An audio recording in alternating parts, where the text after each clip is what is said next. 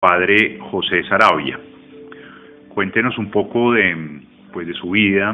La idea es poder, pues ya como le comenté, pero pues arrancarnos un poco con su vida, o sea, cuál es pues un poco su historia también como para concretar el tema de cómo, pues, usted es colombiano, ¿cierto, padre? Sí, Entonces, ¿cómo termina usted, digamos, como monje y sacerdote ortodoxo de la iglesia griega?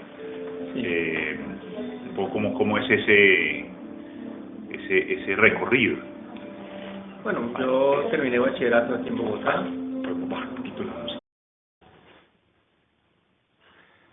Sí, terminé bachillerato aquí en Bogotá y al rato, pues fui un año en la Universidad de los Andes Bellas Artes y después me fui para Europa.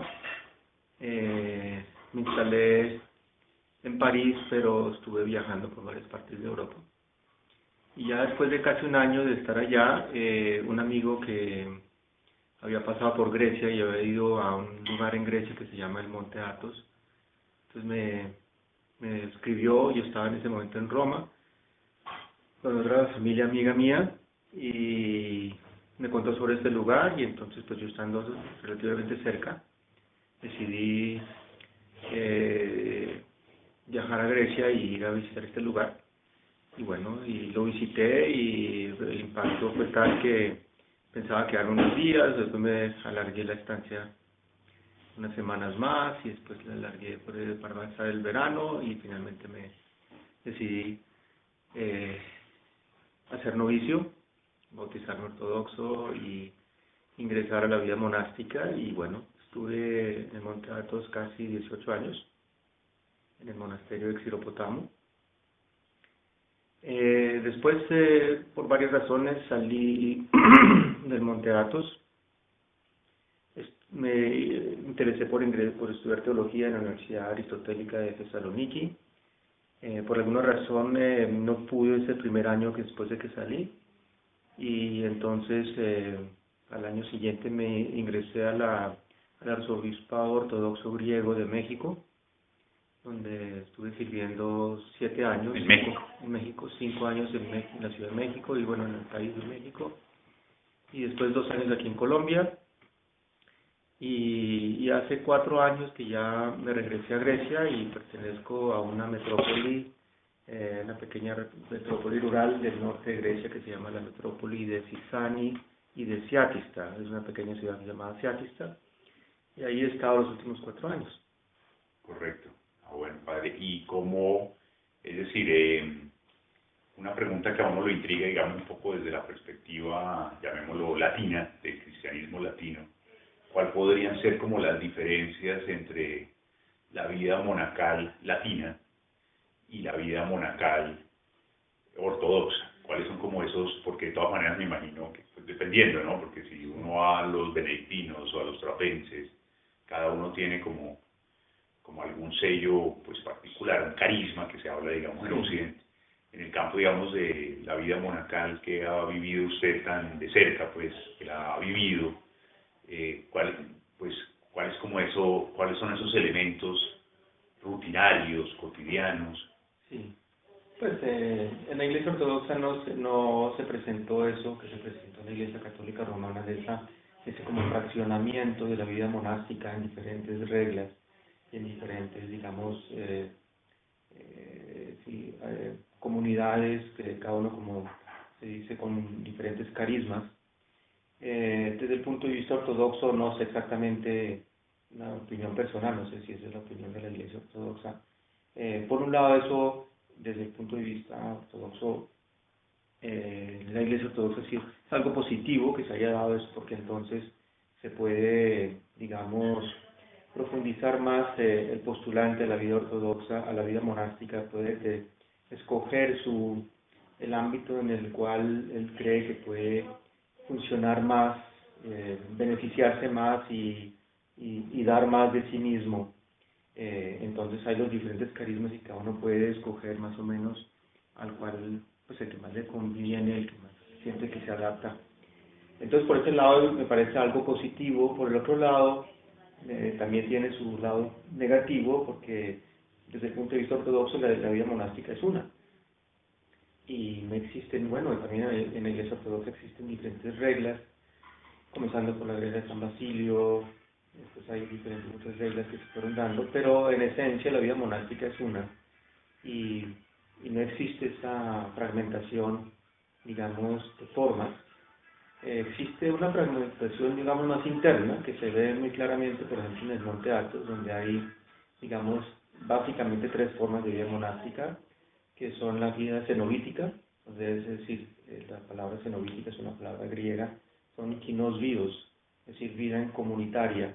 Entonces, es una forma de vida donde hay un monasterio, hay un abad, todos los demás monjes voluntariamente se someten en obediencia al abad, porque para uno practicar la virtud de la obediencia tiene que haber alguien a quien obedecer. Entonces, sí, pues se practica esa forma de vida. Entonces los monjes comparten la vida, entonces trabajan juntos para el bienestar del monasterio y para que funcione todo lo que necesita funcionar un monasterio. Oran juntos en la iglesia, comen juntos en el comedor, y es la vida comunitaria. Esa es la forma de vida cenobítica. Existe también la forma de vida ermitaña, ya sea cuando un monje desea vivir solo, tiene una ermita, vive en la montaña, en alguna parte, tiene su casita con su capilla y hace su propia regla, digamos, de cómo vivir diariamente su vida, y qué horas tiene de oración, qué horas de trabajo, y así la persona más o menos tiene su propio, digamos, programa. Y existe una forma como intermedia, que es la forma de lo que se llama en Monte Athos skitis. Skitis es como, hagamos de cuenta, un pequeño pueblo monástico en donde hay una catedral, y alrededor de la catedral, esparcidas en las montañas, hay casitas. Cada casita podría ser como una ermita, en donde puede vivir ya sea un monje solo, ya puede ser un monje que tiene algunos discípulos, ya puedan ser, digamos, dos compañeros, dos monjes que deciden vivir juntamente y compartir la vida. Entonces viven una vida solitaria, pero también en función del todo el skiti. Entonces se van repartiendo las funciones que tiene todo el pueblito, digamos, todo el skiti. Y una vez al año, entonces, una de esas celdas se encarga de la casa de alojamiento y las funciones que tiene que mantenerse. Otro se encarga, digamos, de la catedral, de la iglesia, de todo lo que funciona en la iglesia, y así se van turnando cosas, se van repartiendo las funciones. Y entonces hay estas tres formas de vida monástica, pero en esencia la vida es la misma. Entonces es una vida repartida entre oración, trabajo, estudio. Y usted, dentro de esa, digamos, organización, ¿a dónde ha estado, digamos, yo viví ubicado? en un monasterio cenobítico, en el monasterio de Xiropotamo. Entonces, los 18 años estuve en ese monasterio, y la vida monástica cenobítica fue la que yo... ¿El horario es mucha oración? Pues sí, se reparte, digamos, el día como en tres partes. Ahí la primera parte es oración comunitaria y solitaria de cada monje en su celda. Otra parte es una vida de trabajo. Otra parte es una vida, pues una parte del día también es descanso y lectura y estudio. Y usted ha sido básicamente de estudio, digamos, porque ha estudiado teología, ha sido estudioso. Estudié teología después de que salí del monte. Ah, ya. ¿Y eso cómo cambió, digamos, su concepción de la experiencia que había tenido? Pues es algo, es un poco chistoso por un lado, y por otro lado un poco mi vida, digamos, dentro de mi vida religiosa, los años que llevo religioso, 30 años, fue como todo al revés. Entonces yo comencé la vida monástica sin estar preparado, y bueno, y después salí, y entonces empecé a vivir una vida, digamos, de pastoral en la iglesia también sin estar preparado. Entonces estoy aprendiendo poco a poco. Pues todo ha sido como al revés, en lugar de estar preparado, después dedicarse a algo, entonces estaba como... Entonces, o sea, pero la teología, digamos, le ha dado como una especie de decantación también de la experiencia. Sí, me abrió muchos horizontes, me dio a entender muchas cosas que no había entendido claramente viviendo la vida monástica. no es que no la haya entendido, no es que me haya bloqueado, sino que simplemente no se dieron en profundizar otras cosas que normalmente en la vida monástica pues uno no dedica tiempo a esas cosas, ¿no? El estudio se basa más que todo en santos padres y más bien no tanto de cómo, tanto de aprender cosas, sino de cómo vivir las cosas, ¿no? Cómo practicarlas. Es una experiencia. Exacto. Y padre, y en este momento, ¿qué está haciendo? O sea, ¿cuál es como su... Pues en que este está en momento Colombia? estoy así como tratando de decidir qué es lo que voy a hacer, si me regreso a Monte Athos o a algún monasterio, o si me regreso aquí a la metrópoli de México a colaborar aquí otra vez con la iglesia. Estoy así, acabo de terminar una maestría, que me invitaron a hacer una maestría en la misma universidad de Thessaloniki, en la Aristotélica. Terminé hace unos pocos meses. Y ahorita estoy descansando, visitando a la familia y tratando de tomar una decisión. Tomar una decisión, esto es un momento muy importante, digamos, de rumbo. Bueno, padre, y entonces en este marco, digamos, en esa experiencia que usted ha visto, estamos viviendo como tiempos difíciles en términos, pues, desde una interpretación o escatológica o una interpretación ambiental, digamos, desde la perspectiva religiosa podríamos verlo un poco como tiempos ya, es decir, han transcurrido 2000 años desde la venida de nuestro Señor, y eso es un poco el mundo de la concepción cristiana. Desde la perspectiva, llamémosla secular, pues estamos viviendo tiempos de cambio climático, de cambio global a nivel del clima. Todo el tema, digamos, ambiental ha sido asumido por su santidad Bartolomé como uno de los ejes de su magisterio. No sé si uno puede hablar así de un patriarca. El magisterio, digamos, es más como el papa, pero el patriarca también tiene su magisterio, ¿no? Podría uno pensar que es un magisterio lo que él ha venido trabajando, digamos, en el tema ambiental. Pues el patriarca es el equivalente al papa en la Iglesia Católica Romana, simplemente que en la Iglesia Ortodoxa no hay un solo papa, sino que habían durante el primer milenio eran 5 patriarcas, es decir, 5 papas. Así funcionó la Iglesia todo el primer milenio. Desafortunadamente, por cuestiones no religiosas ni eclesiásticas, sino más bien políticas y económicas, hubo una separación del patriarcado de Roma y de los otros 4 patriarcados. Correcto. Los otros 4 patriarcados son la Iglesia Ortodoxa de hoy, que ya no son 4 sino 14. Por la Iglesia Entonces cada patriarca, hay algunos que son patriarcados, otros son simplemente arzobispados, pero todos son cabezas de iglesia y son, digamos, el equivalente al Papa Católico, ¿no? Bueno, entonces en ese contexto de muchos años de vivir en Monte Athos, ¿cómo veían ustedes el tema del territorio, estas discusiones, digamos, de tema ambiental surgían, la relación de ustedes con los bosques, con pues la pradera, cómo es eso, digamos, desde la vida cotidiana de una comunidad de monjes? Sí, eso igual que en la Iglesia Católica, siempre, digamos, hay muchos ejemplos de santos que convivían muy armoniosamente con la naturaleza, ¿no? En la Iglesia Católica, San Francisco, en la Iglesia Ortodoxa también hay muchos santos, San Serafín de Sarov y muchos otros que convivían perfectamente, incluso tenían de mascotas a animales salvajes y hay muchos santos también en la Iglesia Ortodoxa, en la Iglesia primitiva también, que tenían leones y mascotas, por ejemplo, y convivían perfectamente con la naturaleza. Entonces es más o menos lo mismo que en la Iglesia Católica Romana. Como yo le había dicho, no he leído todavía ninguno de los artículos del patriarca Bartolomé, acerca de esos temas de ecología y de más o menos podría tener una idea superficial de más o menos en qué se basa desde el punto de vista, digamos, de la teología de la Iglesia Ortodoxa.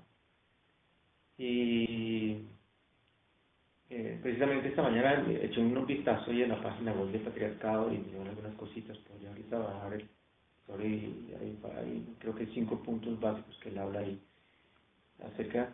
Entonces, por un lado, yo creo que todo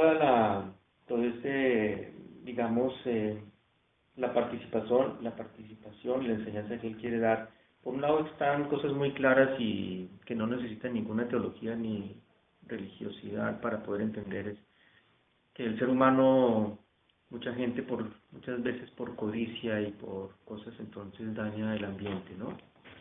Entonces uno ve, por ejemplo, una empresa que necesita de minería, por ejemplo, que ahorita está en auge eso aquí en Colombia. Entonces necesita producir. Entonces los directores de esa empresa, ellos son estadísticas económicas, cuánto ganan, cuántos gastos tienen, qué beneficio tienen, y se basa más que en todo en eso, y no ven que de pronto que entonces haciendo una mina tienen que usar ciertos químicos, que esos químicos quedan después en los ríos y que hay una contaminación y que se mueren animales. Entonces, pues eso ha sucedido durante toda la historia de personas que codiciosamente tienen ciertos intereses y que se despreocupan totalmente y no les interesa el medio ambiente. Entonces, por un lado, yo creo que la enseñanza de su santidad Bartolomé es eso de que hay que limitar esa codicia humana y tener más conciencia de que estamos dañando nuestra casa, el planeta donde estamos viviendo. Eso lo puede decir cualquiera, ¿no? Y cualquiera puede entender eso, es muy claro. Ya yendo un poco más allá acerca, digamos, de la teología como tal, ¿qué dice la teología? De nuevo, digo, no estoy seguro si eso es lo que está diciendo porque no he leído su libro ni sus artículos, pero me imagino que se basa, pues la teología ortodoxa en ciertas maneras difiere de la teología católica romana.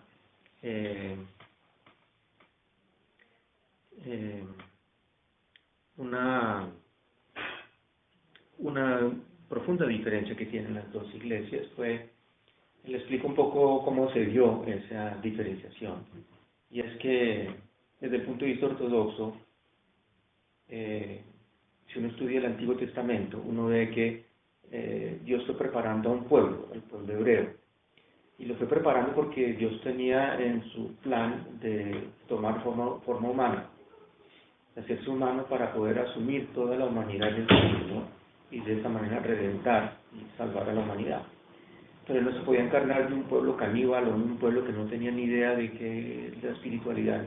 Tenía que ir preparando un pueblo. Entonces, si uno estudia el Antiguo Testamento, ve esa preparación que hizo Dios de un pueblo determinado y cómo de politeísta lo hizo monoteísta y cómo lo sacó del ambiente donde estaba, cómo lo separó de los demás pueblos que eran politeístas y paganos, y cómo lo fue educando y cómo envió profetas y los fue educando y les fue santificando hasta que ya en ese pueblo ya habían personas tan santas como una Virgen María de la cual ya se podría encarnar Jesús y gente que podrían escuchar su mensaje.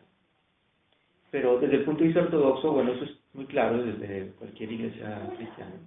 Desde el punto de vista ortodoxo, Dios fue preparando simultáneamente otro pueblo, el pueblo griego, de una manera distinta, también un pueblo muy religioso, aunque no con ese conocimiento, esa revelación del Dios único, teniendo muchos dioses, pero manteniendo una religiosidad profunda, pero fue cultivando también en ellos la sabiduría, la filosofía, la cultura, el arte, el idioma griego, y cuando aparece Jesús ya en el escenario histórico, ya, ¿no? Ahí comienza la unión de esas dos grandes culturas, esas dos grandes corrientes, digamos, toda la espiritualidad y toda la, digamos, la tradición religiosa hebrea, y toda la cultura y todo el pensamiento, la filosofía griega, y se empiezan a fusionar las dos cosas. Para nosotros la iglesia es la fusión de esas dos cosas, ¿no? Si vemos providencialmente cómo sucedieron las cosas, entonces podemos analizar desde el punto de vista ortodoxo, y eso se ve, hay un pasaje en la Biblia, en el Evangelio de Juan, cuando hay una fiesta, la fiesta de la Pascua, y que va mucha gente de muchas partes del Mediterráneo y del mundo, entonces iban a ver la fiesta. Y había unos griegos que habían escuchado hablar de un Jesús, que hacía milagros, que predicaban, querían ver a Jesús. Estos van a Felipe era uno de los apóstoles que tenía un nombre griego, Felipe es un nombre griego, como Andrés también es un nombre griego. Entonces dentro del grupo apostólico habían apóstoles que eran de tradición, de nacionalidad hebrea, pero que tenían toda la formación también helénica.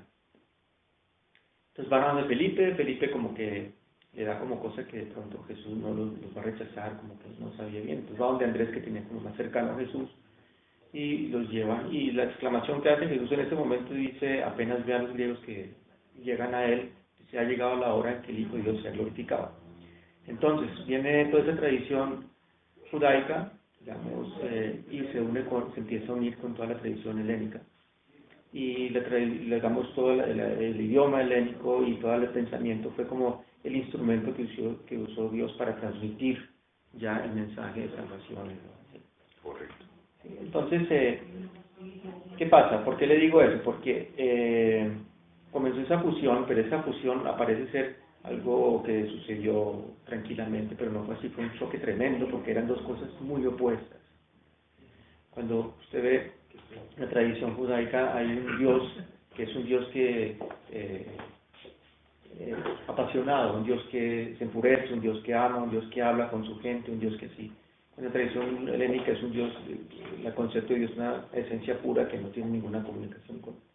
Entonces hay dos cosas totalmente distintas, que ese choque no fue fácil y los padres de la iglesia duraron 3 siglos en poder comenzar a ya definir cómo es realmente Dios. Y el primer padre de la iglesia que comienza ya a hablar de eso es San Atanasios, el patriarca de Alejandría, que él dice que en Dios hay que diferenciar dos cosas. Una cosa es la esencia de Dios y otra las energías de Dios. Una cosa es lo que Dios es y otra es lo que Dios hace. Y la iglesia asumió esta enseñanza teológica, la asumió inmediatamente y la afirmó en los concilios ecuménicos.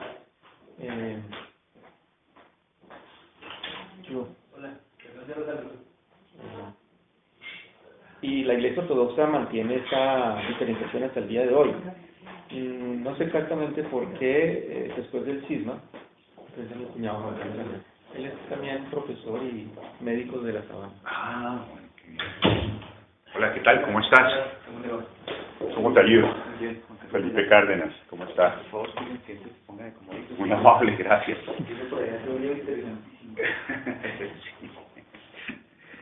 Gracias.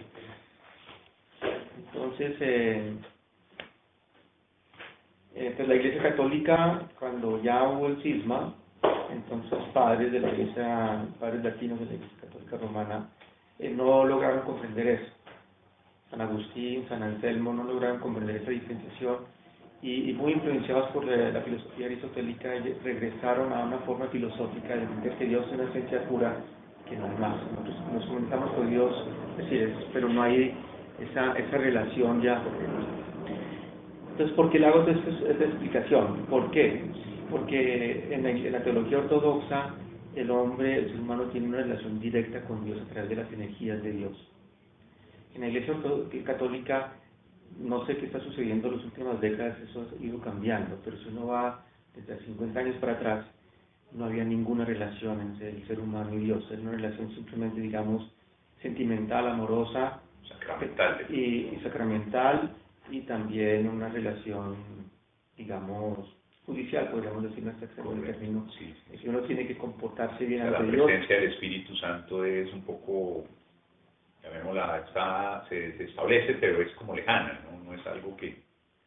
Pues sí, exacto. Pues no sé, no he profundizado la teología católica romana, pero sé que hubo una diferenciación ahí, que de hecho el papado se basó mucho en eso. Entonces el papa, por eso era el pontífice, el puente entre la humanidad y Dios. Entonces de esa manera se fortaleció. Precisamente, digamos, en ese orden de ideas, claro que usted estaba mucho más metido, digamos, en el ambiente cultural del mundo griego, del mundo ortodoxo, pero cómo se percibe en este momento, digamos, en el Monte Athos esa relación hacia el mundo latino, hacia el Papa, pues el pontífice. Bueno, ¿Cómo perciben ustedes, incluso desde Vaticano II, hay algo, digamos, de reflexión sobre ese ecumenismo de Vaticano II? Bueno, el mundo ortodoxo está ahorita un poco dividido. Hay ortodoxos, digamos, más, digamos, fundamentalistas en su teología, en su tradición, y que ven a la Iglesia Católica Romana y las protestantes como una iglesias herejes, iglesias que están erradas y que o se vienen con nosotros, se convierten en ortodoxos o no queremos nada con ellas. Entonces hay una actitud en ciertos ortodoxos más o menos de esa manera. Hay otra que no, hay otra que es mucho más consciente de la realidad, digamos, mundial de lo que está sucediendo, que no le teme al diálogo que siempre es mejor, siempre que haya un diálogo y no un monólogo, y que mucho se puede beneficiar. Y de hecho, pues este año cumplimos 50 años de esa reunión del patriarca Atenágoras con el Papa Pablo VI en Jerusalén. Y este año se celebran los 50 años de eso. Fue muy positivo eso, porque entonces comenzó lo que se llamó durante un tiempo el diálogo del amor. Se anularon las excomunicaciones, y comenzó un diálogo así como de amistad, de encuentro, y en 1980 ya comenzó un diálogo teológico que ha sido, creo yo, bastante positivo, y entonces me parece bueno que haya eso, y de hecho para mí, digamos, la mayor crisis del cristianismo es esa división que tenemos de tantas iglesias, Claro, porque no es lo que quería el Señor. Claro, que sean uno, que sean uno como nosotros somos. Correcto. Y padre, bueno, que en sus contactos con el patriarca, pues, ¿cómo han sido un ambiente, es decir, un poco cómo ha sido él o sea, que la figura de él, qué representa, digamos, para personas como usted? Es la cabeza de la Iglesia del Patriarcado Ecuménico de Constantinopla. Ha sido un patriarca ha conducido muy bien, yo creo, muchas cosas, que está en contacto no solamente dentro de la Iglesia Ortodoxa, sino también con las demás iglesias, y me parece muy positivo todo como diríamos, el patriarcado que ha conducido durante ya 20 y pico años. Sí. Pero lo ha conocido personalmente, ¿no? Sí, algunas veces, sí. O sea, él visita o estuvo en los monasterios. Pues he estado presente en algunas visitas que ha hecho. Cuando yo estuve en México, estuve allá. Él también inauguró un templo que el gobierno cubano construyó para nuestra iglesia. En Cuba. En Cuba, en La Habana. El templo de San Nicolás, ahí en la plaza, frente a la Catedral de San Francisco. El mismo Fidel Castro construyó un templo para nosotros y el patriarca fue y lo inauguró. Y curioso, ¿no? Y Castro le entregó en las manos a patriarca las llaves del templo. Una relación curiosa, porque pues el régimen de Castro a veces como tan antirreligioso, ¿no? Yo no creo así. Claro que, digamos, la corriente comunista desde el principio del siglo XX ha sido siempre atea y siempre, digamos, antirreligiosa. Yo no creo que Castro, bueno, él estuvo no sé exactamente, no me he puesto a estudiar, digamos, la historia de Fidel Castro y de la Revolución Cubana. Pero superficialmente podría yo decir que no creo que él haya tenido, de hecho, un gran sentimiento antirreligioso y ateo. Simplemente yo creo que fue que la Iglesia Católica de Cuba siempre se opuso a su régimen y a su revolución, y entonces él se vio una necesidad de ponerlos en su sitio, digamos, poner a la Iglesia en su sitio, y que no interfiriera en las cuestiones políticas, y entonces eso es lo que sucedió. Claro. No creo que haya sido una cosa así, y yo creo que él, de hecho, cuando estuvo el patriarca en Constantinopla, en La Habana, 7 veces se entrevistó con el patriarca. Así Entonces no fue una cosa así que bueno, que ya hagamos. Sí, una cuestión protocolaria. Y no solamente eso, sino que inmediatamente él donó un edificio en La Habana Viejo, un edificio viejo hermoso, de 5 pisos, para que se hiciera la escuela teológica ortodoxa en La Habana para los estudiantes cubanos. Qué interesante. Sí, finalmente, lamentablemente no, el arzobispo no logró hacer hacer lo necesario, y se perdió esa oportunidad, pero el gesto de Fidel Castro está muy claro ahí. Muy amigable, muy cordial, Claro, sí. pues él quiere, yo creo que no se opone a la religión, y yo creo que es cristiano. No sé. Bueno, padre, y una pregunta entonces en el marco es decir, ¿qué tiene la ortodoxia que ofrecerle al mundo en sentido amplio y en el sentido, digamos, ambiental. Bueno, volviendo al tema ambiental, entonces yo le expliqué toda esa historia porque entonces esa diferenciación teológica que se formó entre Oriente y Occidente es profunda, porque para nosotros entonces la relación del ser humano con Dios es una palabra muy clave en la teología ortodoxa, es ontológica. Esa palabra no sé hasta qué punto existe en el vocabulario teológico de la Iglesia Católica. No sé si existe y no sé si tanto, pero en la Iglesia Ortodoxa es muy importante. Y esa palabra de sí tiene un profundo significado en toda la teología. Lo que ontológico quiere decir que es real, es decir, viene la palabra de on, en griego antiguo, que es el ser. Y ontológico quiere decir que hay una relación real del ser completo, ¿no? Con algo. Entonces, me imagino que la teología que utiliza su santidad Bartolomé para todos estos temas de la ecología tienen que ver con eso. Porque la relación de hecho, la relación de los seres humanos entre sí es una relación ontológica. Es decir, desde el punto de vista de la antropología ortodoxa, enseña y predica que el ser humano es creado a imagen y semejanza de Dios. ¿Quién es Dios? Dios es un Dios en tres personas. Son tres personas, Padre, Hijo y Espíritu Santo. Son tres personas totalmente divididas entre sí, pero totalmente unidas entre sí. Es un misterio. La esencia de Dios, ¿no? La relación de esas tres personas. Entonces, el ser humano creado a imagen y semejanza de Dios, somos millares y billones de personas a través de toda la historia, pero una sola esencia. Entonces, lo que un ser humano haga para consigo mismo afecta a toda la humanidad de todos los tiempos. Es una antropología profunda. Claro, con una Entonces, no solamente es además una relación que uno puede decir, bueno, yo voy y le robo a una persona, entonces la afecto a la persona, la hago mal. Consecuencias O yo escribo un libro herético o un libro muy malo y yo entonces ya afecto a personas que van a leer ese libro. Bueno, hay esa, digamos, uno puede afectar positivo o negativamente a las demás personas según lo que uno haga.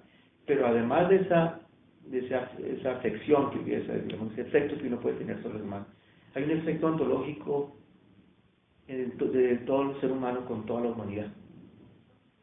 ¿Sí? Entonces lo que uno haga con uno mismo afecta a toda la humanidad de todos los tiempos.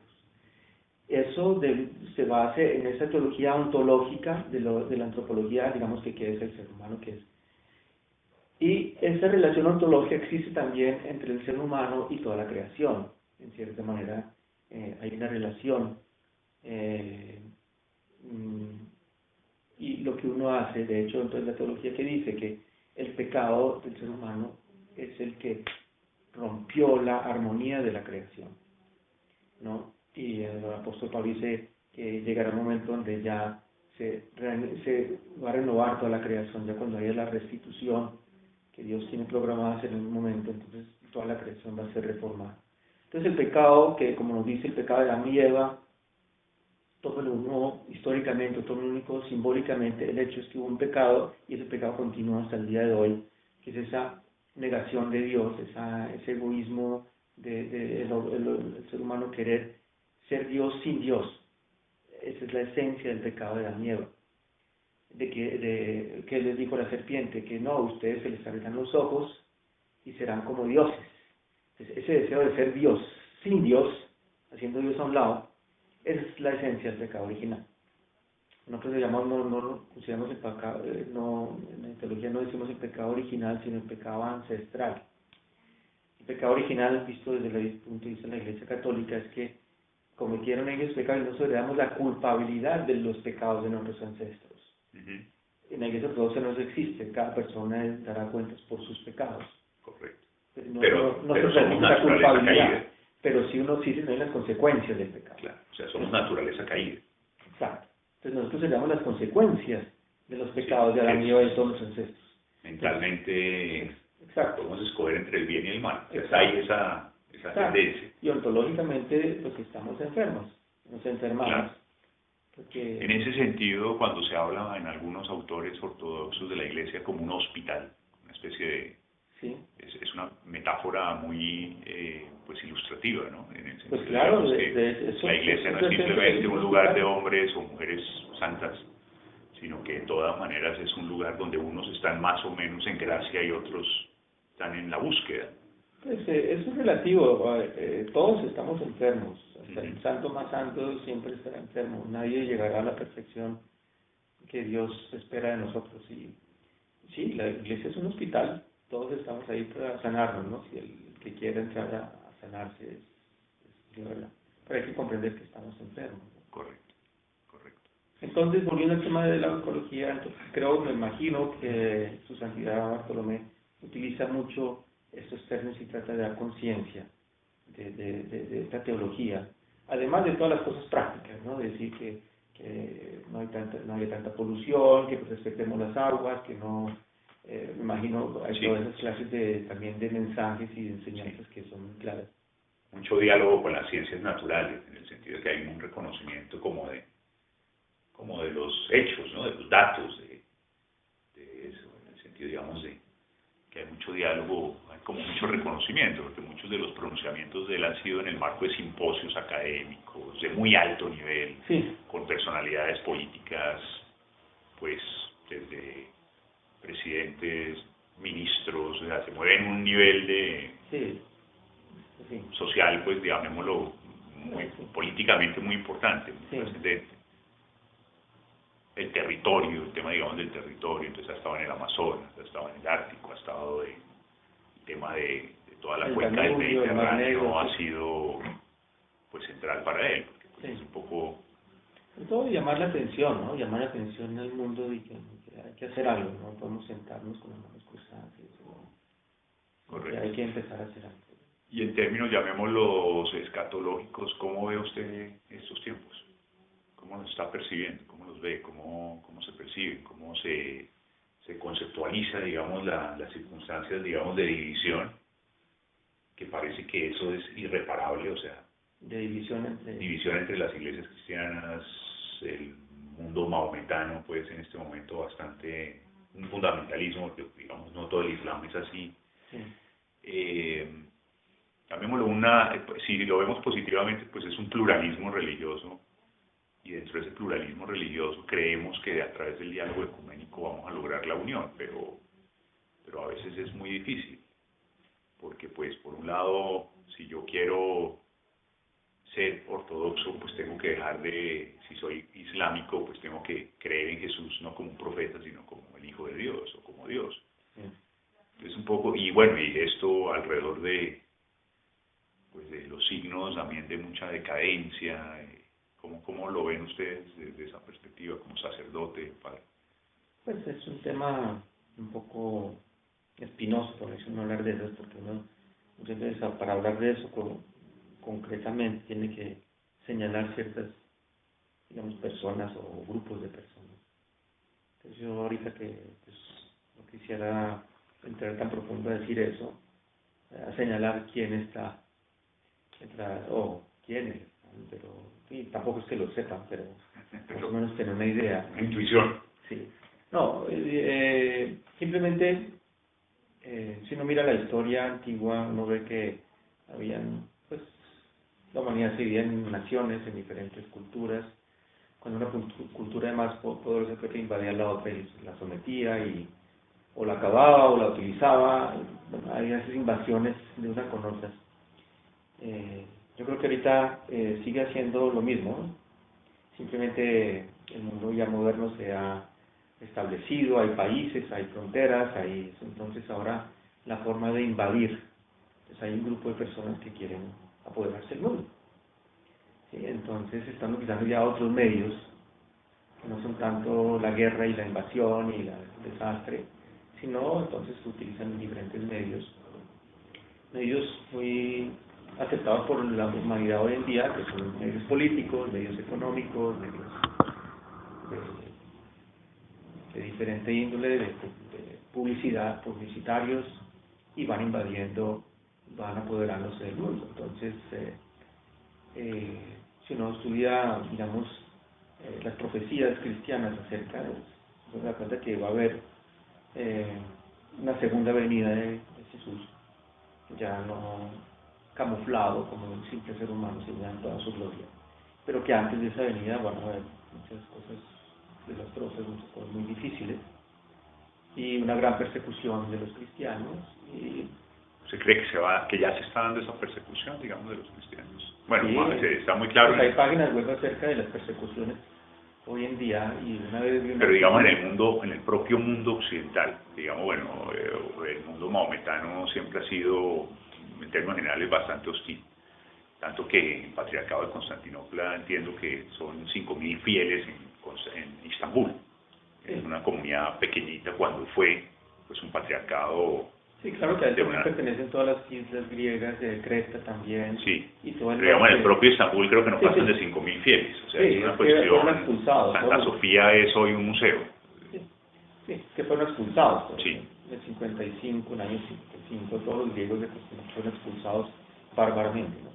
Pero lo que yo veo es más de la pérdida de fe dentro de sociedades de tradición cristiana.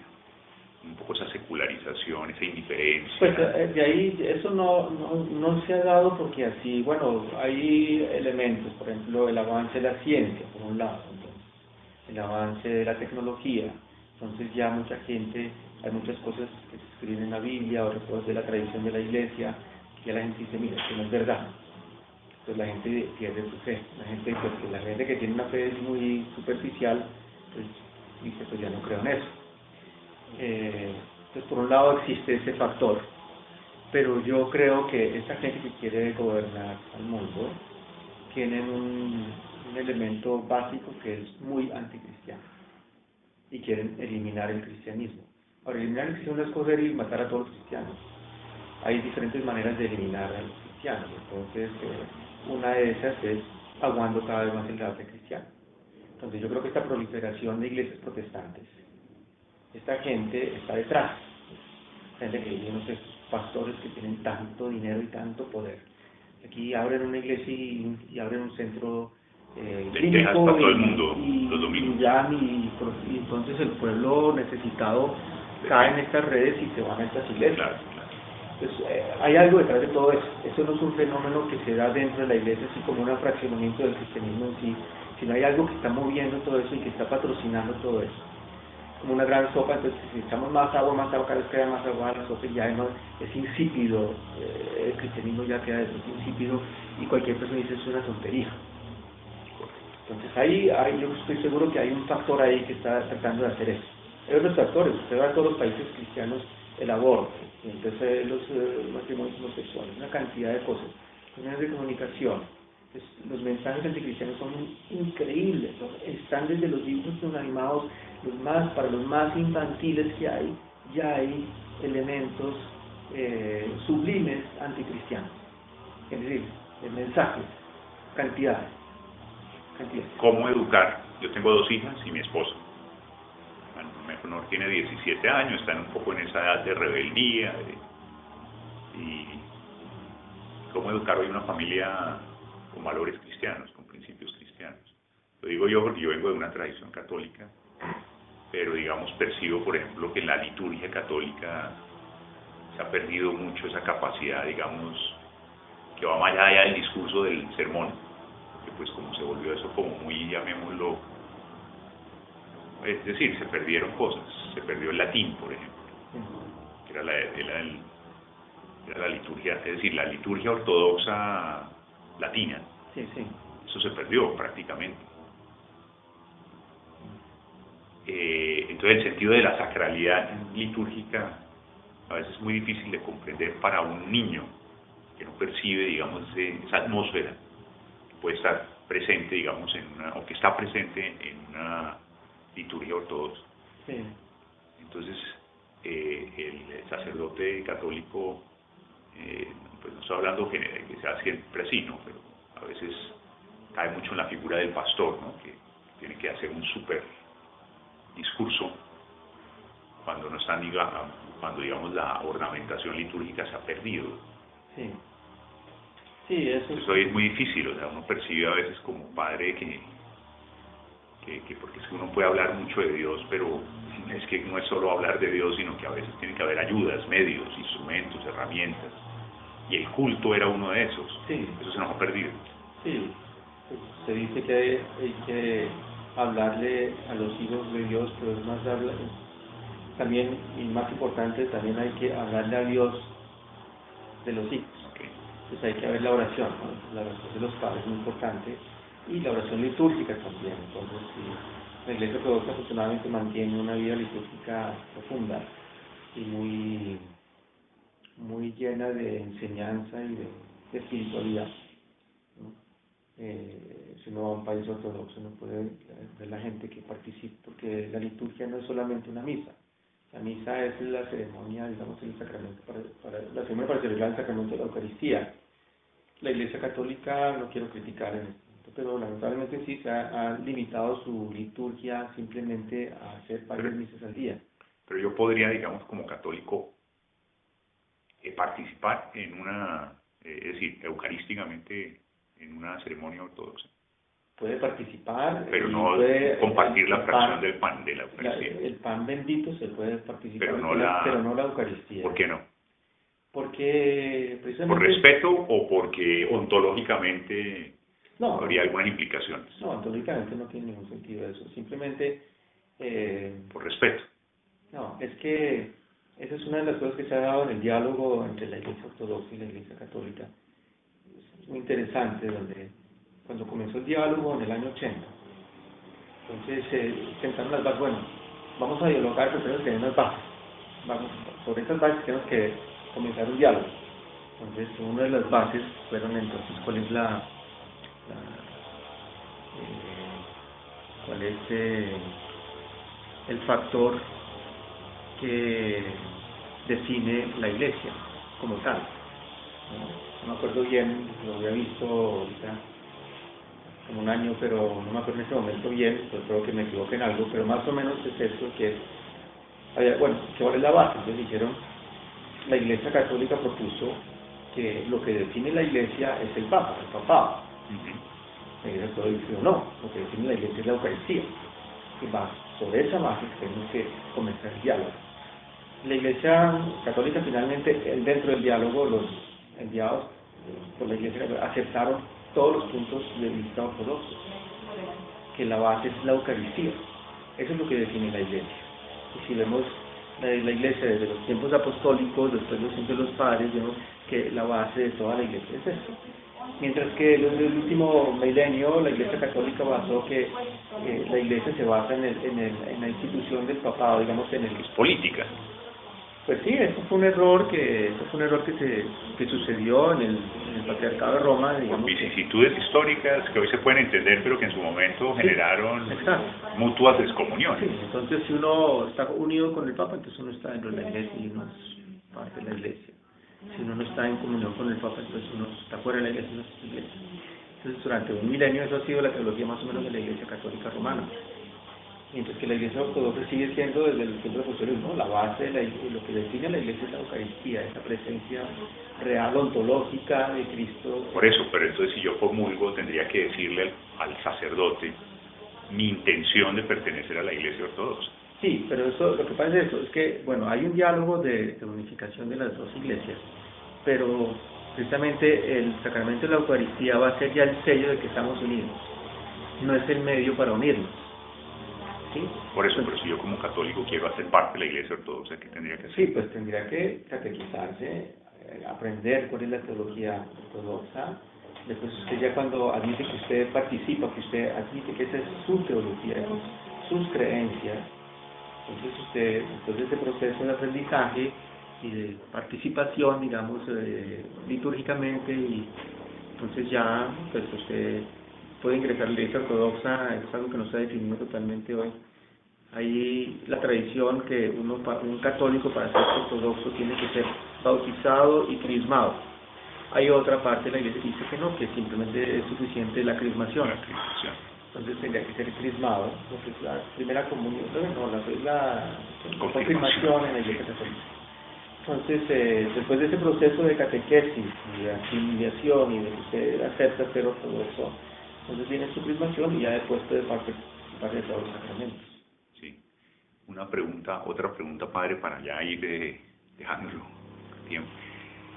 Bueno, América, Colombia, ¿qué pasa con la ortodoxia en América y Colombia? ¿Cuál es el futuro de ella en Sí. este territorio, digamos, en el sentido de que en Estados Unidos creo que tiene una presencia que ha venido siendo significativa, en México también algo.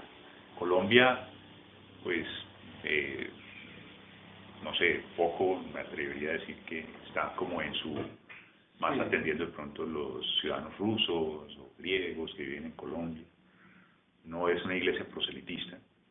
Exacto, no es una iglesia proselitista. Si vemos los otros países americanos, vemos que Colombia es de los países donde menos presencia la iglesia ortodoxa. Un poco por la falta de inmigrantes, ¿no? Si uno va a Argentina, Exacto. pues tienen... Debido a eso, exactamente, debido a la falta de inmigrantes, conflicto armado aquí, entonces ha sido un factor que ha ahuyentado a muchos inmigrantes, por un lado. Por otro lado, digamos, la dificultad del país, digamos, la comunicación, digamos, un país muy montañoso, entonces hay puertos, pero también los países, la comunicación no es muy fácil. El trópico también. El trópico, exacto. Entonces hay varios factores que han mantenido, digamos, a muchos inmigrantes fuera del país. Está cambiando hoy en día, claro, muchísimo, ¿no? Pero eso es un factor por el cual no ha venido aquí la iglesia ortodoxa. Entonces aquí simplemente la única presencia es que habían, pues desde el punto de vista griego, habían unos griegos, rusos casi no, porque era la Unión Soviética y estaba cerrada. Los diplomáticos no eran muy participantes, pues. Exacto, entonces hoy en día eso ha cambiado porque ya hay mucha emigración rusa y inmigración a esos países americanos, entonces está cambiando rápidamente. Pero bueno, digamos hace algunas décadas aquí solamente unas cuantas familias griegas y algunas cuantas familias árabes de Líbano, de Siria, de Palestina, y esa era la única presencia, digamos, ortodoxa que había en el país. Nunca ha habido una parroquia, nunca ha habido un sacerdote fijo, siempre ha habido... Ni siquiera en Pereira, ni en Bogotá, ni... No, O sea, son... sacerdotes que venían aquí, ya sea de Venezuela, que había varias comunidades ortodoxas, o de Panamá, que venían aquí una vez, 2 veces al año a celebrar los sacramentos y no más. Aquí un griego, aquí estudiante aquí de Bogotá, fundó la iglesia que está en la 103 con 21. La dormición. La dormición, sí, entonces él, pero sigue siendo hasta el día de hoy una iglesia, digamos, privada, digamos, de la familia. No, hubo un problema ahí que finalmente la construyó para donarla a la iglesia, pero finalmente no la donó. Y se formó un problema ahí que no ha sido resuelto hasta el día de hoy. Ah, ya. O sea, Pero que sigue es siendo una... casi que una capilla privada. Sí, pero la prestan, Los domingos. llaves las dan a los sacerdotes y utilizan la iglesia. Sí. Entonces, una presencia ya de la iglesia ortodoxa comenzó hace como 16 años cuando... Porque tienen en 17 Estados años. Unidos una emisora poderosísima, que es esta de Ancient Faith Radio. Sí, Es muy una bueno. cuestión Hay otras, fuera de hay serie. OCMC también. Sí, pero Ancient También. Faith Radio es fuera de serie, o sea, es una... Sí, excelente, sí. Es excelente, es un nivel... Sí, muy buena. Muy buena. Hay otra que es Orthodox Christian Network, OCN Net. OCN. también desde Estados Unidos. Sí, está, Porque hay vida monacal está allá en en Fort Estados Lauderdale, Unidos. la segunda. La primera creo que está En América, además de, digamos, de Estados Unidos, donde hay más vida monacal. En América. En México, ¿hay? En México está comenzando ahorita los monasterios de la iglesia griega y hay un pequeño monasterio también de la iglesia rusa y hay un pequeño monasterio también de la iglesia antioqueña. Y ustedes entre esas denominaciones, digamos, que es un reconocimiento de la... Pero a veces también hay tensiones... Bueno, las tensiones no son a nivel eclesiástico, sino a nivel a veces personal. Ok. Hay un obispo con el que puede tener un altercado y entonces hay un distanciamiento. Pero eclesiástico no, estamos en plena comunión en todas las iglesias. Pero la figura, digamos, por ejemplo, la tensión entre Rusia, el patriarcado... Ahorita hay una tensión, sí, lamentablemente una tensión que hay hoy en día entre el patriarcado de Constantinopla y el patriarcado de Moscú. Y eso también no debería existir, es como una cosa, digamos, mundana. Son las pretensiones del patriarcado de Moscú, porque es el patriarcado de más fieles, porque es Moscú es el país más grande del mundo, y con más poder, digamos, económico y eso. Entonces ellos están pretendiendo que haya un cambio y que ellos sean el primero de todos los otros 14 patriarcados. Como la primacía de honor, La la primacía tengan de honor, ellos. exacto. Y la primacía de honor la tiene el patriarcado de Por Constantinopla. tradición, claro, Sí. histórica y todo. Entonces hay una lucha ahí. Entonces el patriarcado Moscú comete esos errores de estar pretendiendo eso. Y el patriarcado Constantinopla también, entonces, por un lado defiende la institución histórica que se ha creado, que se ha mantenido en la Iglesia, y por otro lado también pretende eso, digamos, de mantenerse como... Entonces hay un pequeño choque ahí entre los dos patriarcados. Cuestiones como humanas, digamos Sí, así. sí, La dimensión humana. lamentablemente. A mí me financiaron ahora un viaje para conocer un poco el cristianismo etíope en Etiopía, que no es bizantino porque es más un fenómeno ortodoxo, no calcedónico, pero con mucha influencia africana y semita, ¿no? Porque son iglesias... Sí, tienen muchos elementos semitas, digamos, muchos elementos judíos dentro de su tradición. Es una iglesia muy interesante, muy tradicional, muy espiritual. Entiendo, si ellos se separaron en el Concilio de Calcedonia, en 451. Igual que las otras iglesias no calcedónicas, digamos, los monofisitas, los coptos y los armenios. Ese tipo es también, que fue un error más bien lingüístico que causó esa separación. Y también una especie, digamos, de política de donde esos países, Armenia, querían desligarse del imperio bizantino. Entonces, como que hicieron presión a la iglesia de separarse para no tener que pertenecer al imperio bizantino. Es un factor político ahí también que causó ese cisma. Pero sí, la iglesia etíope, he visto algunas fotos y documentales, tiene unas tradiciones. De hecho, ellos afirman que tienen el arca de la alianza en un templo donde solamente entra un sacerdote que está ahí y lo custodia de por vida hasta que muera, y después ya lo reemplazan por otro. Correcto. Y hacen unas iglesias monolíticas. Sí. Una roca inmensa. La libela que empiezan a tallarla y hacen la entrada y la tallan. Dice la leyenda que fueron los ángeles, ¿no? Pero pues eso es parte, digamos, también de... Sí, las iglesias hermosas. Que son tan hermosas que dice la gente, esto fue hecho por ángeles. Sí. No pudo ser labrado por mano humana. Entonces estoy en ese proceso, digamos, de preparar el viaje. ¿Y cuándo va a ir?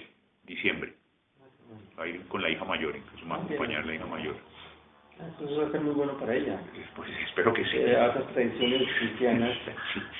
Sí, como para darle ese elemento. Ella ella tiene 21 años, muy juiciosa, muy estudiosa, está estudiando psicología en la Sabana, entonces hice como el gastico del pasaje, porque pues yo tenía la financiación por lado mío, entonces digo, donde come uno, pues comemos dos.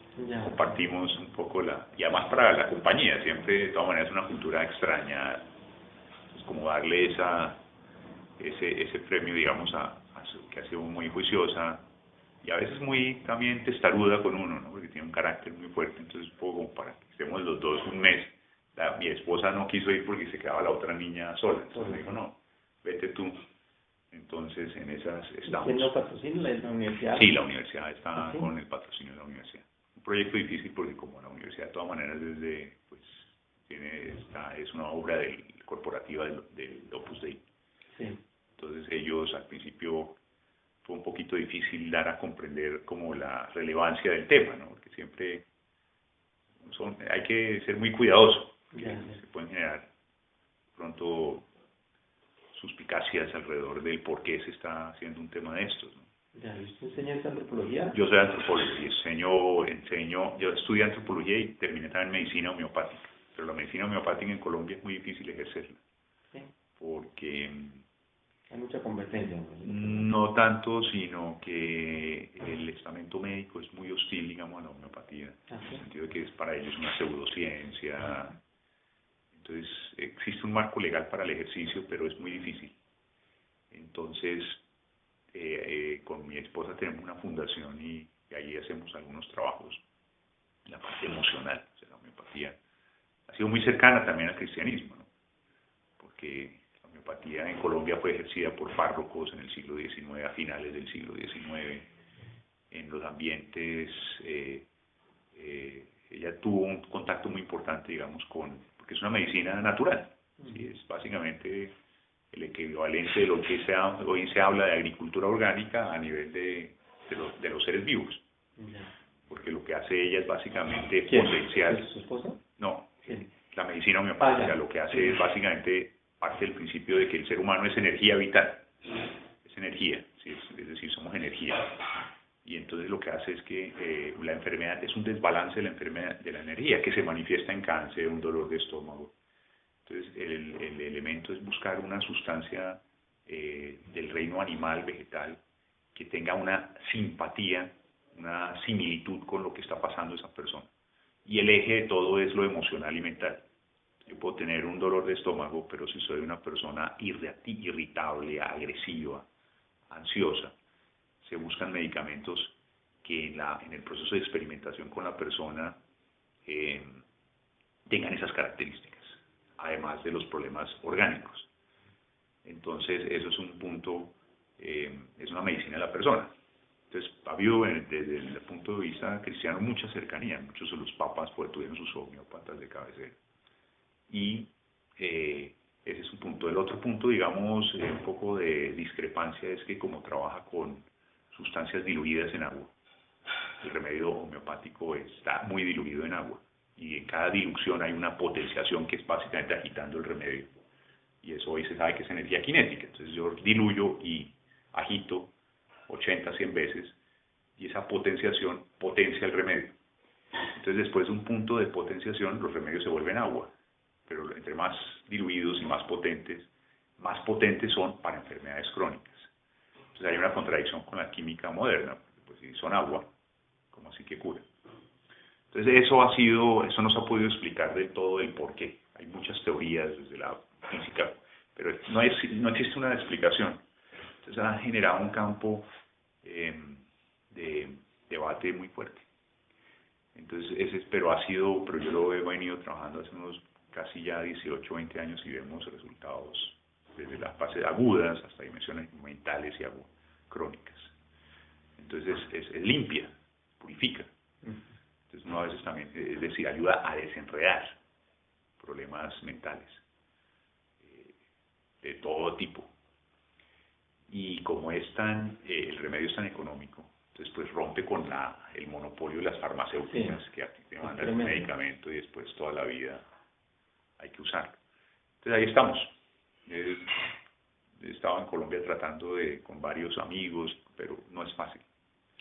No es nada fácil, pero ha sido una bendición de Dios para la casa, para la familia y para los amigos, porque si uno se enferma, yo acudo al sistema de salud porque me toca, pero mientras pasa la cita en cita, pues está uno, digamos, acudiendo, digamos, a la medicina homeopática. Entonces ha sido una ¿Usted prepara remedios? Sí, sé prepararlos, pero los consigo uno aquí en Colombia ya preparados, estandarizados, de casas muy serias, que te lo dan ya preparado. Entonces, pero estaría en capacidad de preparar medicamentos o de descubrir nuevos medicamentos, porque prácticamente todo tiene una propiedad medicinal, todo, desde un mosquito preparado homeopáticamente hasta una hoja que uno no conoce.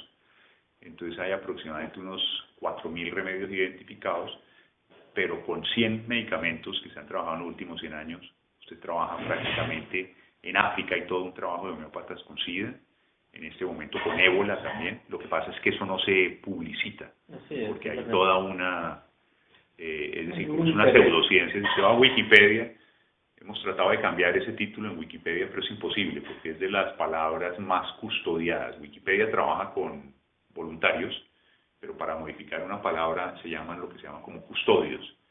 Entonces, si usted va a ver cuántos custodios hay para la palabra medicina, hay 60. Cuando va a ver, sí, haga usted una cuenta en Wikipedia y empieza a ver esas cosas en Wikipedia, homeopatía o homeopatía, tiene como 600 custodios. Entonces, cuando usted va a alterar, ya sea la definición en español o en inglés de homeopatía a pseudoscience, la cambia y dice, no, la homeopatía es un sistema médico vitalista. A la media hora le cayó el custodio, una especie de gusano electrónico, que es una persona, que vuelve a la definición que se ha pretendido, digamos, imponer. Entonces es interesante, eso ha sido un proceso muy interesante porque porque conecta precisamente si somos energía, si somos hechos a imagen y semejanza de Dios, la terapéutica, tiene que ser una terapéutica también de orden energético. Entonces comparte con la medicina china, con la ayurveda, con el sentido, digamos, de que somos energía, o sea, el ser humano es energía, y distinta energía, energía eléctrica, energía hasta energía espiritual, ¿no? Entonces tiene un elemento. Entonces ha sido una grata bendición porque pues se le ha permitido a muchas personas que están, llamémoslas, personas enfermas, ayudarles, digamos, desde esa perspectiva, básicamente de orden emocional. Mi esposa es psicóloga, entonces hemos atendido desde depresiones, angustias, evitando la medicación psiquiátrica. La psiquiatría es una industria muy complicada. Sí. Porque, pues, es decir, hay todo un elemento también pues estamos jugando con la bioquímica del ser humano desde un pretendido conocimiento objetivo y científico, pero estamos jugando y los resultados no han sido muy favorables, ¿no? Entonces es eso.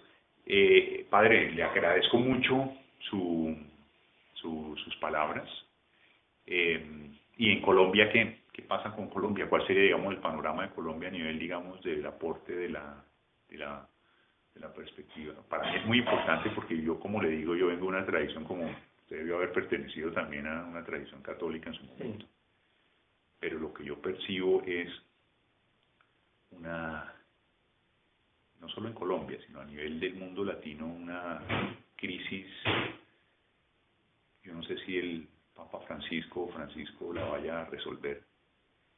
Soy un poco escéptico en ese sentido, porque él hace parte mucho de una estructura, digamos, clerical muy moderna, muy modernista.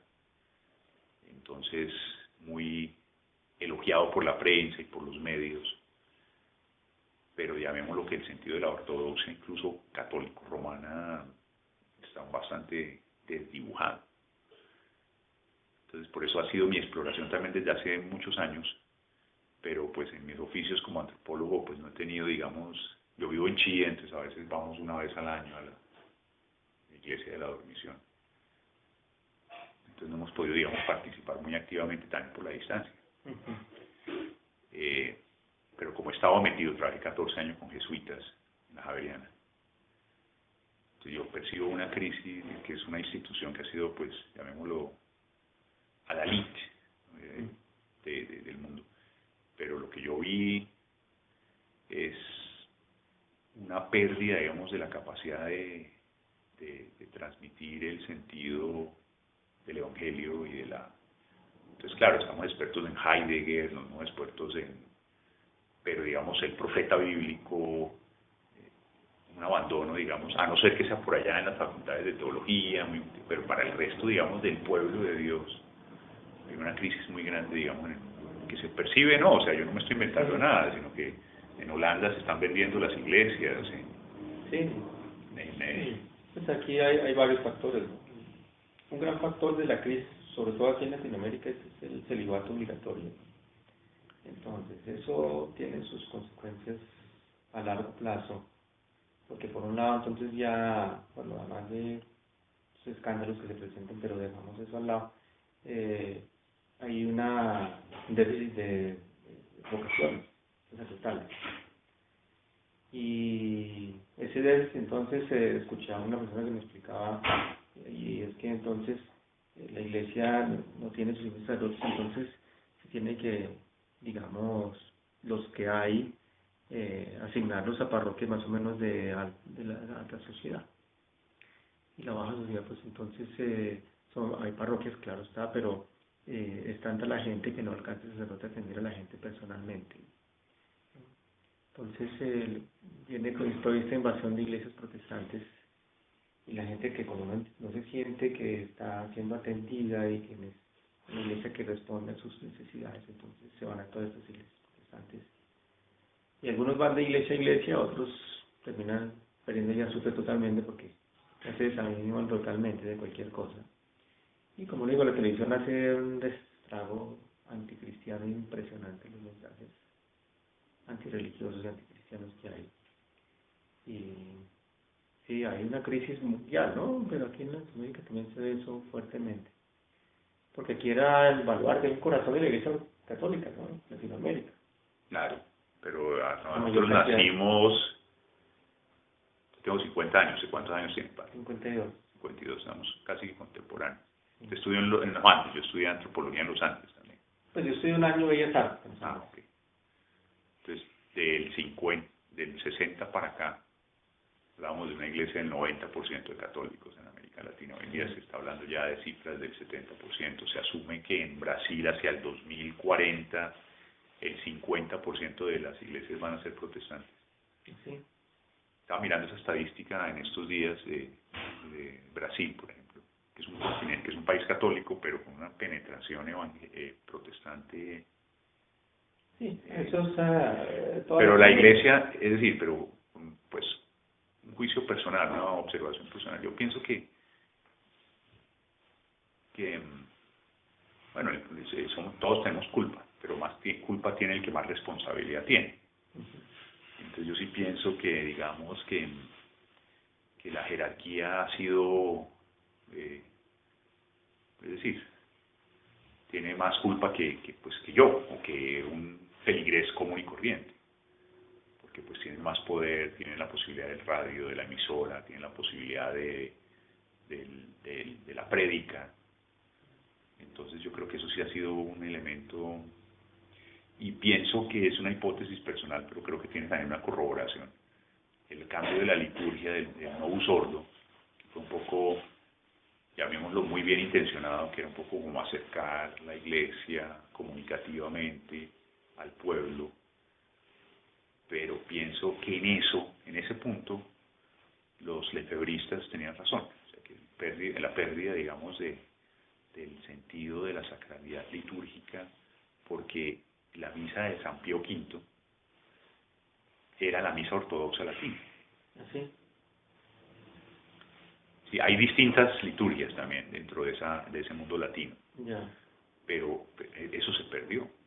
Sí, eso es que se continuó toda la liturgia, digamos, es que después, yo lo veo desde el punto de vista ortodoxo, ¿no? La liturgia no es solamente la Eucaristía, hay una cantidad. Pues uno va a Grecia y todas las parroquias los tardes celebran vísperas, las mañanas laudes.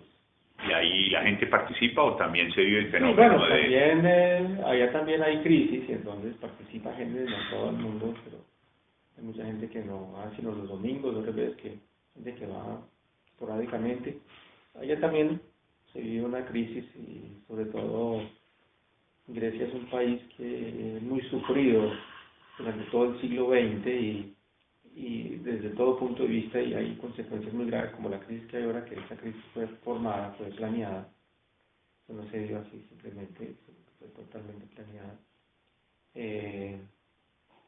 Y desde el punto de vista religioso también han habido muchas persecuciones sutiles en contra de la iglesia y eso ha tenido consecuencias. Entonces hay mucha gente que también se ha alejado, pero digamos, volviendo al tema de la iglesia sí, es decir, es que hay cosas que uno como cristiano debe simplemente es participar de la Eucaristía, sino que hay que orar ahí.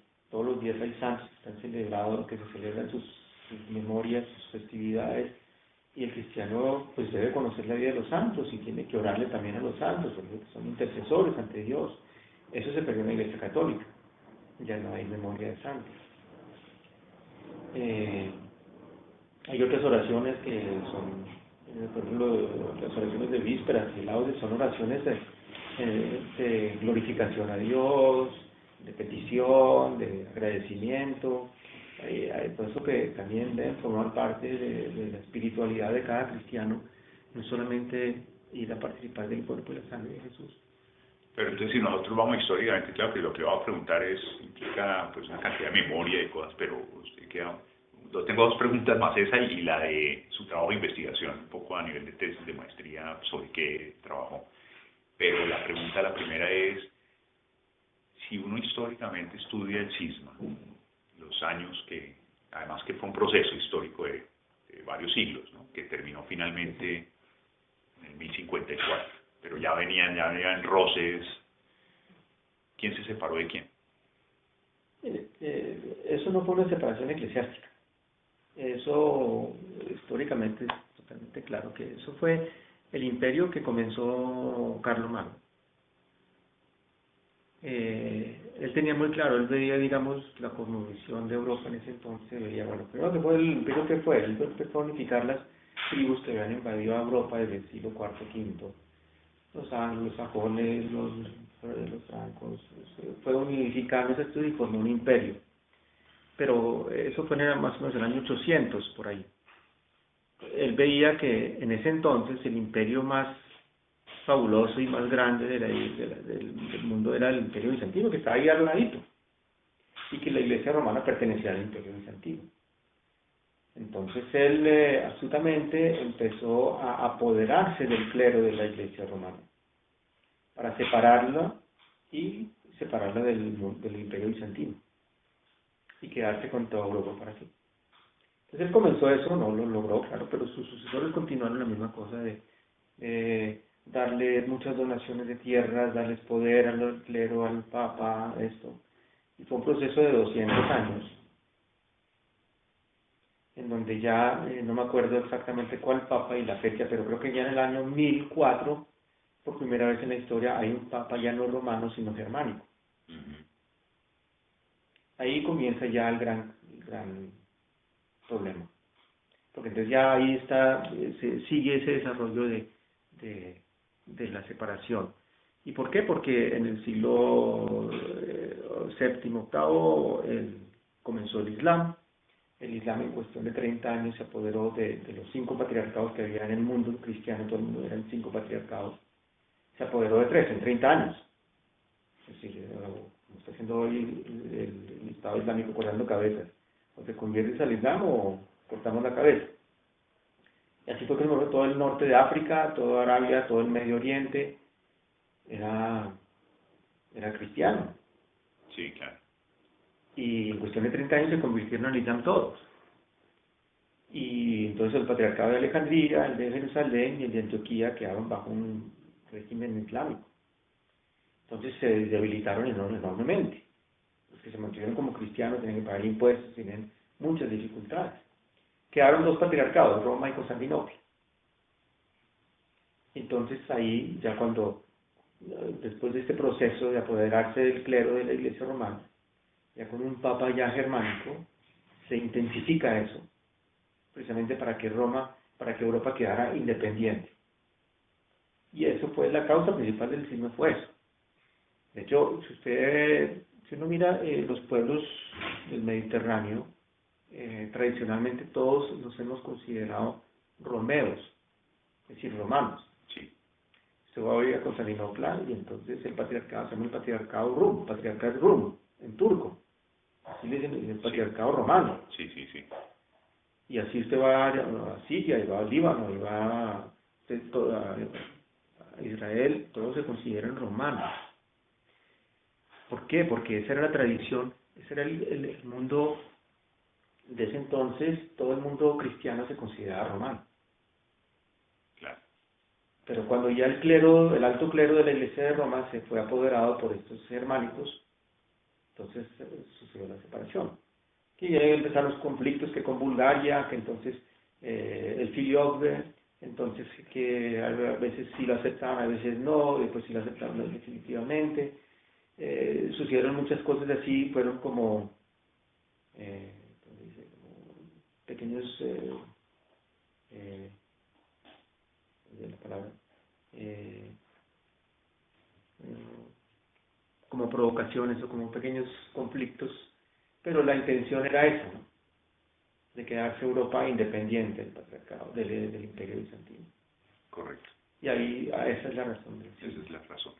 Padre, y el proceso de investigación que desarrolló en su maestría, ¿qué tema, digamos, estuvo abordando, desarrollando? Sí, fue un obispo ortodoxo que inicialmente fue un español nacido en Barcelona y que se llamaba Francisco de Ballester, pero ya con los ortodoxos se cambió el nombre por Pablo, entonces él era el obispo Pablo de Ballester. Ah, pero fue obispo católico. No, él fue monje franciscano. ¿En qué época?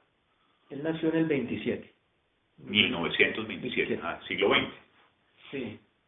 Y entonces a los 9 años ya sucedió la Guerra Civil Española, después la Guerra Mundial, la Segunda Guerra Mundial.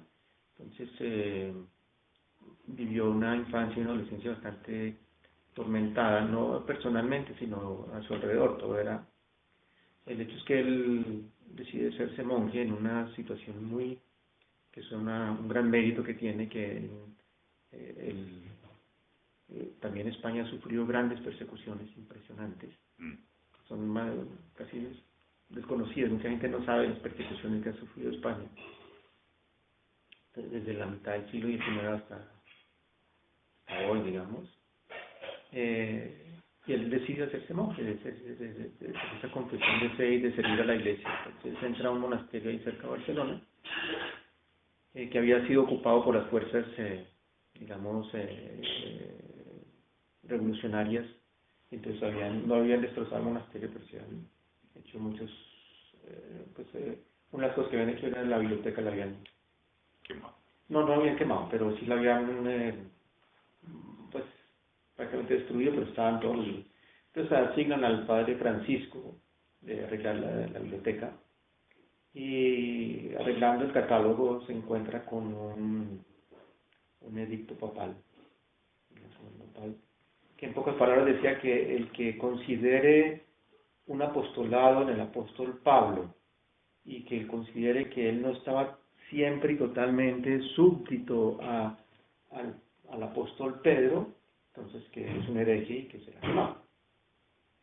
Entonces él quedó, ¿qué es eso, no?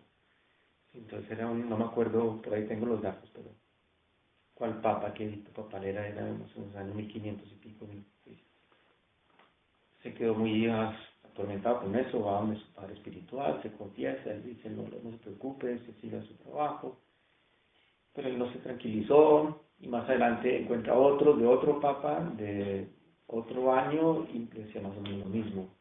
Entonces, pero ¿cómo es esto? No puedo entender. Entonces, era una persona que era muy inteligente, el obispo Pablo, de grandes capacidades, muy talentoso. Entonces él empieza a investigar, entonces va a otro padre espiritual, entonces el padre espiritual iba a hacer un recorrido apostólico por otras ciudades de España, entonces le dejó unos libros para que leyera. Entonces se puso a leer los libros que le dio a su padre espiritual, y entonces los libros eran puras afirmaciones del papado. Entonces, pero ¿cómo es esto? Es por ejemplo, un autor, un teólogo que decía que prefiero estar en el infierno con el papa que en el cielo. Y entonces unas cosas así absurdas, entonces él entró en crisis. Entonces dejó a un lado sus estudios, porque ya había estudiado filosofía, estaba estudiando teología ya como y se puso a estudiar los padres de la iglesia, y se dio cuenta que el papado, y él mismo lo dice, porque entonces ya cuando él la crisis lo lleva ya a tener una crisis con el monasterio, le toca salirse del monasterio, lo empiezan a acusar de que él es un hereje y que es una persona... pero estando todavía como franciscano. Sí, sí, en Barcelona, y entonces empiezan a criticarlo de que él es una persona que una apostata, y que está negando toda la tradición de sus ancestros, tradición eclesiástica y religiosa. Y entonces él dice, no, yo soy el cristiano, porque el papado es una innovación dentro de la iglesia, que es anti-eclesiástica, y que porque él escribió un libro acerca del viaje del apóstol Pablo a España. Él pensaba que él decía que sí, que fuera el apóstol. Dice, yo pertenezco a la iglesia del apóstol Pablo que predicó aquí en España, y los que aceptan el papado son los que están fuera de la iglesia. Pues en esa manera. Claro. Hay que entender la época, ¿no? Claro. Entonces no podemos hablar de que esa es la manera que hay que hacer hoy en día. Sí, pero bueno, en todo caso, entra en gran conflicto y le hacen tanta presión, tanta, digamos, persecución, que le toca irse a Barcelona, se va a Madrid. En Madrid entonces fue albergado por unos anglicanos, y entonces los anglicanos lo hicieron con los brazos abiertos y los pusieron a predicar en sus iglesias. Pero ahí entonces los anglicanos ya pertenecían al Concilio Mundial de Iglesias, entonces ahí fue donde él entró en contacto con la Iglesia Ortodoxa, conoció a un obispo muy muy santo, que era un ruso, que era ruso, pero pertenecía al patriarcado ecuménico, porque la iglesia teológica, el Instituto Teológico de París, de San Sergio, pertenece al patriarcado de Constantinopla, pero es ruso, fueron creados por rusos, pero pertenece a la rusa él. Sí, entonces él fue el director de ese instituto, un obispo muy santo, se convirtió en el padre espiritual de Francisco en ese entonces. El hecho es que entonces a través de este obispo se entra en contacto con el patriarca Atenágoras, conoce también otros dos archimandritas ortodoxos griegos. Entonces ya el patriarca para que le propone que vaya a Atenas a estudiar teología. Entonces va a Atenas, lo reciben con un becado ahí de la Universidad de Atenas para que estudie teología, lo reciben en el monasterio ahí de los Arcángeles en Atenas. Entonces se hace ortodoxo, se hace monje, después fue ordenado diácono, sacerdote, después sigue sus estudios en Tesaloniki y después continúa sus estudios en Halki, en la isla de los Islas Príncipes allá en Constantinopla. Ya se gradúa en el 58 y en el 59 ya el patriarca lo manda a Estados Unidos para que se integre con digamos la parte ya pastoral y misionera de la iglesia en América, para que aprendiera el inglés y para que adquiriera la nacionalidad griega. Pues estuvo de párroco en Pensilvania 2 años y después ya lo mandan a México en el 61 como párroco de la catedral de... Se empieza a hacer ya toda su obra en México desde el 61 y ya en el 70 lo ordenan obispo y él se encargó de toda esta región. Entonces le fueron agregando ya responsabilidades en toda la región de Centroamérica, las islas del Caribe, Colombia, Venezuela y Ecuador. También fue el encargado espiritual de todas esas. ¿Y alcanzó a venir a Colombia? Pues sí, él fue el que inauguró aquí el templo de la dormición. Como en el año 60 y pico. En el 67. 67. Él no era obispo, era sacerdote, pero él con el patriarcado mandaron un obispo y él fue el encargado de organizar todo y él estuvo ahí. Y él estuvo aquí también cuando vino el Papa Pablo VI. Él lo mandó a la iglesia como enviado de la iglesia, de la iglesia ortodoxa.